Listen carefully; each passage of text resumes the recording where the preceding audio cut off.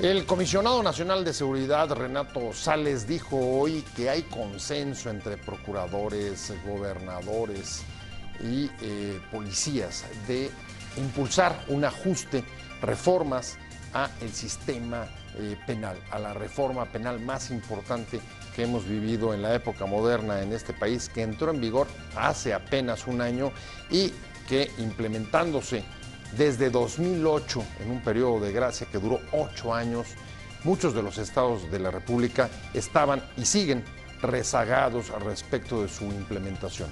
¿Hacia dónde va la reforma penal? ¿Vamos hacia adelante? ¿Va a retroceder? En concreto, ¿de qué se tratan los ajustes que necesita apenas un año después de haber entrado en vigor? De eso vamos a hablar hoy en Opiniones Encontradas. Soy José Buendía. Muchas gracias por estar con nosotros en este programa en el que todas las ideas se pueden cuestionar siempre que se debatan. Le dejo mi Twitter, José Buendía MX, para que me mande ahí sus observaciones, sus comentarios, sus críticas y acompáñeme a ver unos datos de contexto para regresar aquí a nuestro foro a tener nuestro debate de hoy. La Conferencia Nacional de Gobernadores prepara ajustes legales al sistema penal acusatorio por considerarse que su operación dificulta la acción de la justicia, a pesar de que la mayor reforma a la justicia en la época moderna entró en vigor hace apenas un año.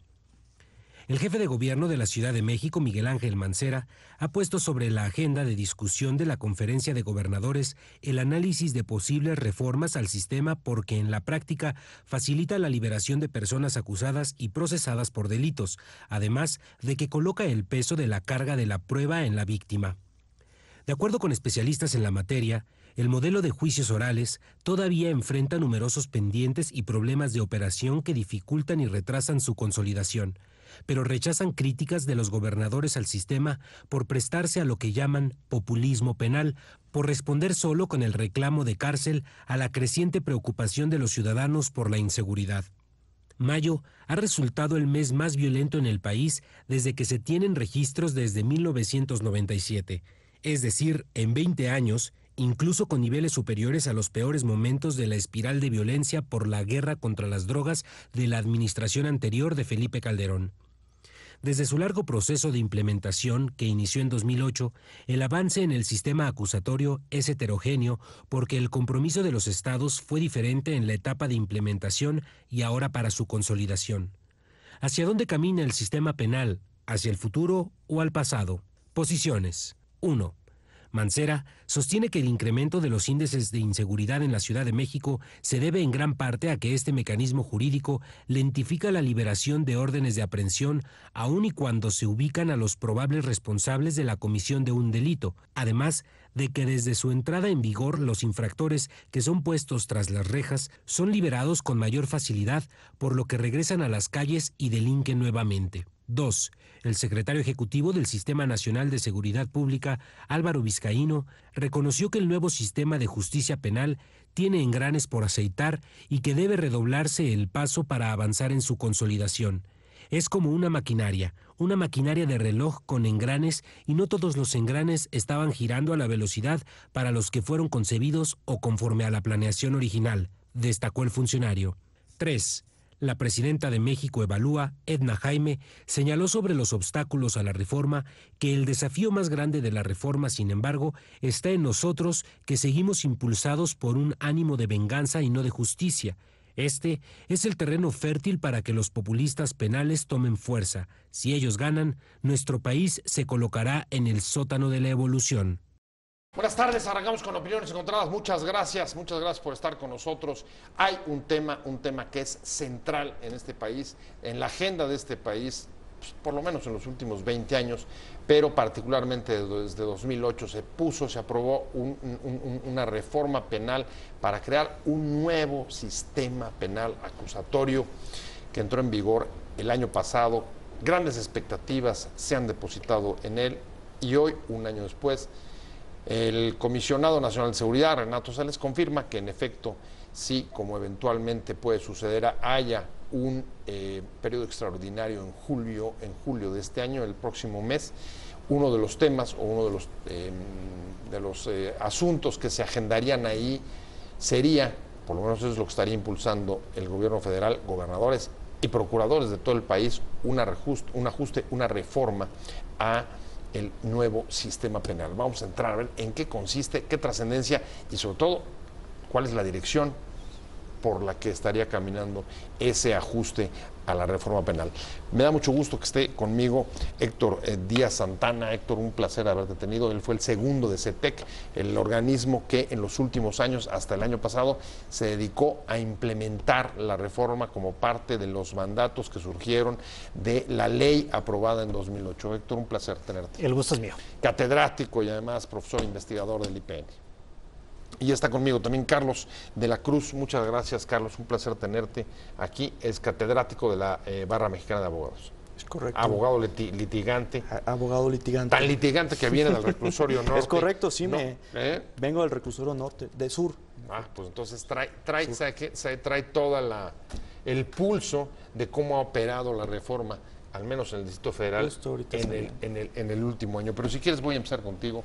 Y con mucho gusto. Lo que hoy dijo Renato es: hay consenso de todos los gobernadores, procuradores y secretarios de Seguridad Pública de los estados para hacer esta reforma al nuevo sistema penal. ¿Qué significa? Porque él lo que dijo es normal. A la hora de aplicar una reforma, pues se van conociendo los problemas, los irregularidades que pueda tener o los detalles finos que no se vieron, y pues es normal hacer un ajuste. ¿Sí es normal? A ver, es normal hacer un ajuste, pero no de la naturaleza que están planteando. ¿Cuál es el ajuste que están planteando? Hay que decirlo, esta es una reforma que se da en el año 2008, una reforma muy impulsada por dos temas: uno, el aumento de la inseguridad, y por otra parte, las organizaciones sociales molestas con el sistema de justicia penal. No fue una política pública del gobierno, ni de partidos políticos. Y eso quiere decir que fue diferente a todas las reformas estructurales a partir de la década de los 80. ¿Qué pasó? Fue una reforma que se hizo sin presupuesto, sin ley. Por ejemplo, en todos los países latinoamericanos tú hacías la reforma e inmediatamente hacías la ley. Aquí hiciste la reforma en el 2008 y el Código Nacional de Procedimientos Penales hasta el 2013, 5 años después. ¿Cómo querías capacitar? ¿Cómo querías instrumentar modelos de gestión? ¿Cómo querías definir los puntos sustantivos del procedimiento penal si no tenías una ley? Y bueno, de 2008 al 2012 no fue una política pública del gobierno de Calderón y estuvo abandonada. Del 2013 en adelante, con el cambio de gobierno, pensaban que iba a haber una contrarreforma, pero el gobierno de turno dijo: vamos adelante. Así es, se comprometió con ella. ¿Y qué pasó? Íbamos tarde. Y además de ir tarde, había muchas deficiencias institucionales que principalmente había que cumplir.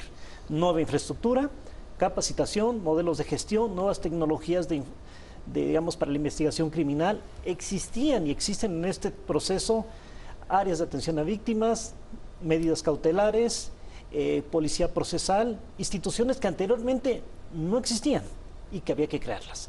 ¿Y qué pasó? Se hizo una reforma muy rápida. Algunos estados como Chihuahua, que empezaban en 2007, iban funcionando bien, pero llegamos a un estado donde el 18 de junio del año pasado algunos estados entraron como pudieron, cumplieron con el mandato constitucional. O sea, poco y mal. ¿Y qué está pasando? Esta reforma, lo que sí hay que decirlo, se hizo de acuerdo con parámetros internacionales: debido proceso, la atención a la víctima, garantizarle al posible inculpado sus derechos en materia de justicia penal, y están los instrumentos hechos. Lo que no tenemos es el andamiaje institucional. Y les voy a poner un ejemplo. ¿Para qué ahora, digamos, cambió el sistema y te dice el tema de la prisión preventiva? Hay supuestos que es prisión preventiva oficiosa.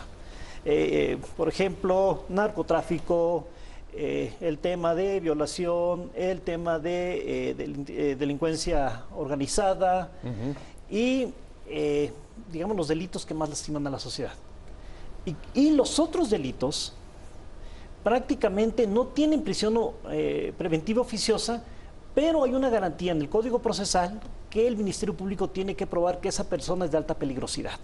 ¿Qué nos está pasando? Que el Ministerio Público no está integrando bien su proceso y personas que están, digamos, deteniendo con armas de asalto, con robo de combustible, que es uno de los delitos. Los guachicoleros. Sí. Los robos de combustible no tienen prisión preventiva oficiosa si tú no compruebas que realmente están generando un grave perjuicio a la sociedad y un peligro social. A ver, pones una idea sobre la mesa, voy contigo, y es, a ver, si te leo bien, el problema no es la ley, el problema no es la reforma, el problema son las instituciones y la falta de preparación de las distintas partes, ministerios públicos, procuradurías, policías, capacidad de investigación, etc., que están absolutamente atrasados y les falta capacitación para poder aplicar la reforma. ¿Te copié bien? Sí, perfectamente. ¿Estás de acuerdo o no? Totalmente de acuerdo. Bueno, te puedo compartir mi opinión como litigante. A mí me tocó ver esta transición que prácticamente fue de forma inmediata, porque recordemos que tanto el Estado de México y el Distrito Federal fueron los últimos en aplicar de forma concreta el Código Nacional de Procedimientos Penales. Entonces, inclusive quisiera recalcar ahí que antes de la entrada en vigor hubo una reforma al Código Nacional de Procedimientos Penales. Ahora, aunado a ello, bueno, el gobierno se comprometió a la implementación. Sin embargo, pues, se puede notar la presencia de falta de preparación, sobre todo en la etapa de investigación. E inclusive es algo que se comparte con el anterior sistema. Empezaron a capacitar... O sea, ahí no hay nada nuevo. No, pero se supone que, bueno, en este nuevo sistema se crearon nuevas figuras, se le da ya intervención a la víctima a través de un asesor jurídico también, no solo de forma directa, sino que también a través de un asesor jurídico. Entonces encontramos muchas figuras importantes y que son relevantes para la dirección del caso, pero la preparación de la autoridad ministerial, hablando de forma concreta en la etapa de investigación, sigue siendo deficiente en ese aspecto. Ahora, tú lo dices, yo creo con mucha claridad, hay problemas que no son nuevos, la investigación no es era nuevo una debilidad antes, lo es ahora, pero hay problemas muy concretos que está enfrentando la justicia en este país hoy, en este momento, y uno de ellos, Héctor, dice el jefe de gobierno, Miguel Ángel Mancera, han salido cerca de 3,000 reos de los penales de la capital, porque el problema es que la nueva reforma penal está siendo laxa en permitir que salgan de la cárcel. Hay problemas también para librar las órdenes de aprehensión, porque son demasiado lentos los procedimientos para poder hacerlo, y además no existe ya lo que tú mencionabas hace un momento, el tema de la prisión provisional. Por delitos graves, ¿no? Como decían antes. Por delitos graves. Entonces ahí la pregunta es, a ver, ¿quién está en lo correcto aquí? El jefe de gobierno está diciendo, la bronca es de la ley. Y tú lo que estás diciendo, no, es de las instituciones. ¿Quién tiene razón en este caso? A ver, como lo llama, la nueva justicia penal es un sistema. Y el sistema es como un software. Depende de la información que tú lo almacenes, son los resultados que te va a dar. ¿Qué nos está pasando? Para mí no es un problema del sistema, no es un problema de la ley, es un problema de rendimiento institucional. No existen, digamos, no se fortalecieron los laboratorios forenses, no se fortalecieron las unidades periciales, las unidades de medidas cautelares, replico, no están funcionando. Entonces, sí, lo que daba un andamiaje sólido al sistema para que funcionara, en la práctica no lo está haciendo como debe de ser, obviamente está afectando a su operación. Y el segundo punto, yo creo que el segundo punto es bastante importante. Tenemos un problema del cambio cultural. No podemos tener un nuevo sistema de justicia penal con las prácticas del pasado. Y no podemos tener un nuevo sistema de justicia penal que en un momento dado no estemos conscientes que tenemos que hacer este cambio institucional. Hablando del nuevo sistema penal, en un momento en el que la violencia se recrudece en el país, tuvimos el mayo más violento desde 1997 y un año después de la aprobación, de la puesta en marcha, de la entrada en vigor del nuevo sistema penal, estamos hablando con Héctor Díaz Santana, exdirector general en CETEC, y estamos hablando también con Carlos de la Cruz. Me quedé contigo y es, a ver, en este momento en el que, digamos, tendrás que tener, es un momento muy delicado por la implementación de la reforma, pero al mismo tiempo tienes que dar respuesta a un tema como el de la inseguridad que alcanza niveles estratosféricos. ¿Cómo entrarle a ese dilema? Bueno, el tema de la inseguridad, desde mi punto de vista, como yo lo veo, con la implementación del nuevo sistema, Bueno, puedo observar que hay mucha flexibilidad, hay muchas salidas alternas, hay muchas facilidades para el imputado, ¿sí? Una de ellas, bueno, parte de lo que se puede notar es que se redujo el catálogo de prisión preventiva, ¿no? Ahora ¿Pero estás de acuerdo con eso? O sea, ahí te va. Hay debilidades respecto... Claro que hay debilidades, ahí te va. Bueno, te lo pongo de forma concreta. Ahorita si detienen a una persona con un arsenal en la calle, es muy posible que salga. Eso no quiere decir que el sistema, que la investigación pare. No, la persona se va a su casa, la investigación sigue. ¿Pero eso qué implica? Que puedas tener a alguien que esté en la calle con armas reservadas. Eso implica una falta de peligro o seguridad. alarma social. ¿Coincides, sí, Héctor? A ver, ¿es una debilidad de la ley? O sea, ¿nos está poniendo en peligro la propia legislación? A ver, yo te voy a contestar en sentido práctico. Sí. No sé si desde la visión del político o la visión de una persona que considera que es importante formar instituciones. La visión del político es la más fácil. Sé que no tengo policías preparados, sé que no tengo fiscales preparados y estoy viendo las fallas estructurales. ¿Qué pasa? Modifico la ley para meter el tema de armas de fuego y el de robo de combustible con prisión preventiva y me quito un problema. ¿Sí? Pero por el otro lado, ¿qué va a pasar? ¿Cuántos años van a tener que transitar para que nosotros empecemos a profesionalizar? Si la idea es eso, generar instituciones que funcionen y funcionen bien. ¿Qué ha pasado? Se hizo una capacitación muy rápida, se tiene que seguir capacitando, se tiene que seguir trabajando en criterios, digamos, de ciertos tipos de criterios de hechos, tienen que trabajar conjuntamente policías, fiscales, jueces, y aquí los jueces también tienen un tema particular. Si tenemos un juez demasiado legalista, así, estrictamente legalista, va a haber muchas personas que van a quedar fuera. Bueno, que la mayoría son así. ¿Y qué nos está pasando? La es cultura cierto. política de los jueces es súper legalista, súper formalista. Así es. Y por ejemplo, Jalisco hay una persona que lo detuvieron por robo simple 9 veces en 3 meses.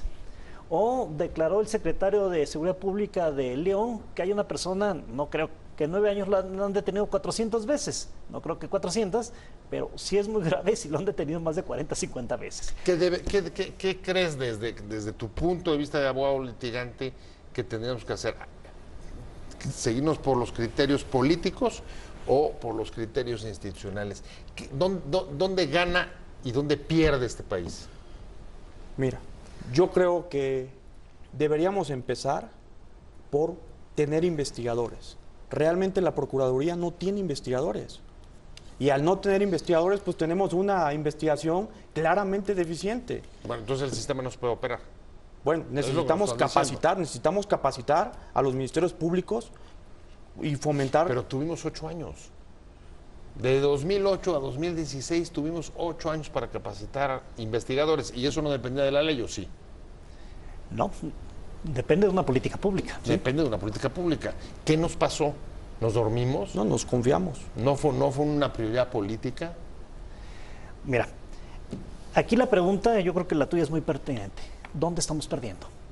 Yo creo que estamos perdiendo en que nosotros transitamos un sistema diferente. El anterior ya no funcionaba, ya no servía. Era imposible parcharlo, era imposible transformarlo, modificarlo. Tenemos un sistema nuevo.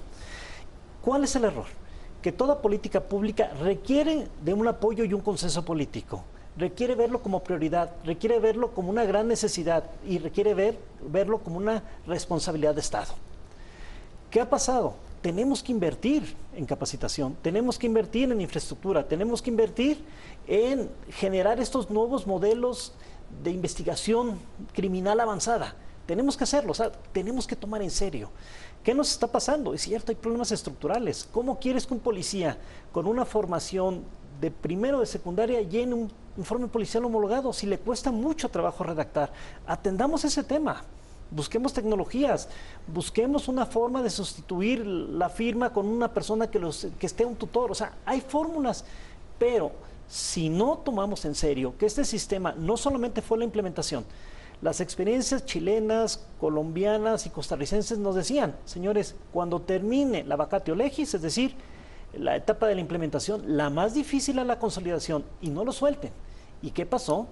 Que se pensó que con haber implementado el sistema en todo el país, con eso fue suficiente. Y no, esa etapa, la más difícil, la más compleja, la inicial, que es como una especie de árbol. Si el árbol nace un poco torcido. inclinado. Tenemos que enderezarlo de una manera rápida, porque el problema que vamos a tener es que yo no creo que vaya a haber una contrarreforma de volver al sistema anterior, pero vamos a tener un sistema, digamos, el nuevo sistema, el acusatorio, que desde sus inicios lo vamos a empezar a parchar, y eso no está bien.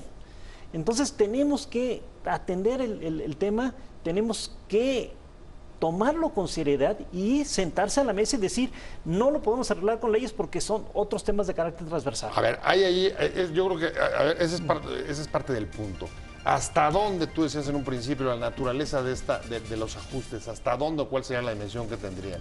Hay algunas cosas que ya se han puesto sobre la mesa, como por ejemplo la modificación de la prisión preventiva en caso de delitos graves por portación de armas de reserva. Hay también observaciones sobre el papel de la víctima, por ejemplo, en la exculpación de su agresor, incluso dentro del proceso. Y está también el tema de las excarcelaciones por la facilidad para permitir, o incluso la lentitud para dar las órdenes de aprehensión. Estos tres temas, que son los que conocemos, bueno, y lo de los guachicoleros que tú mencionabas hace un momento, estos 3, 4 temas son o pueden modificar la naturaleza del sistema o no. ¿El nuevo sistema de justicia penal necesita o no necesita ajustes como quieren hacer en un extraordinario en julio próximo en el Congreso? Carlos, me quedé contigo. Lo que se ha puesto sobre la mesa que se va a ajustar, ¿modificaría la naturaleza del nuevo sistema penal? ¿Sí o no? ¿Serviría? ¿Sí o no? ¿Cuál es tu opinión? Bueno, técnicamente realmente eso sería un retroceso. Sería retroceder algo que de cierta manera ya está superado. Se supone que este sistema es más garantista.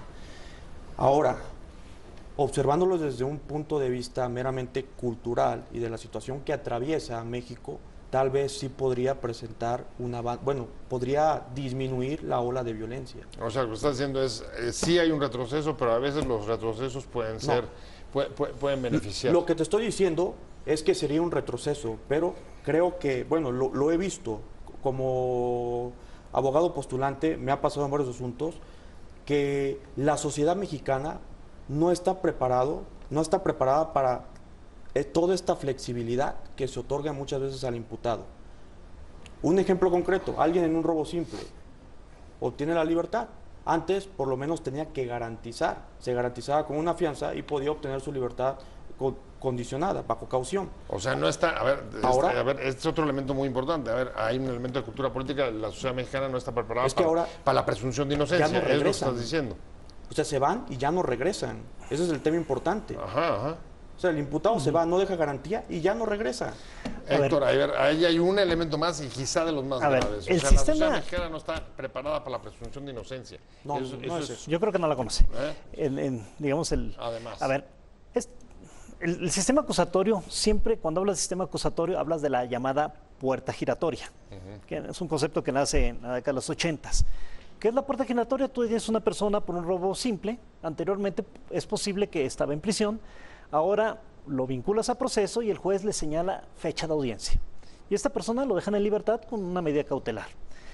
Cuando una persona te roba y al día siguiente lo ves en la calle, dices, el sistema no sirvió. ¿Qué nos faltó? Informar más a la ciudadanía.